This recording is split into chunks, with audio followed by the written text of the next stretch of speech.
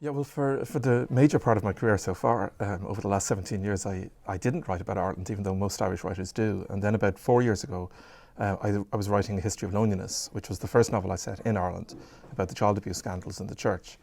And I think it just sort of opened up something in my mind that hadn't been opened before, where I wanted to explore my own past experiences I'd gone through, the times in which I'd grown up.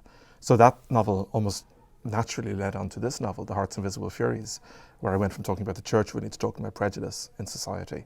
So I'm kind of glad that I've got that off my back in a way, that I'm finally able to write about Ireland. So I'll probably continue it for a bit yet. With Striped Pyjamas, the Holocaust is a big enough subject by itself without using it as a metaphor for other things in a way. But certainly you could make the connection of prejudice there, albeit one leading to deaths and one leading to just, terribly painful times in people's lives.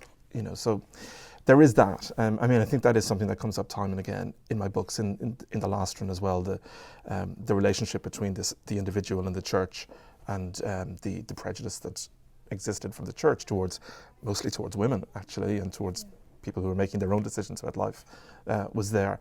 So there are connections, but I think in all novelists' work you'll find connections between each books, whether they're subconscious or conscious in the original writing. Well, one thing I revisit a lot, which is in Striped Pyjamas and which is in this book, of course, is kids, because the early part of this book, Cyril is 7 years old for a major part of the book, and I've written a lot of books around 8, 9-year-old boys, so that age group where there's that sort of innocence, but fascination of the world is something that has always interested me.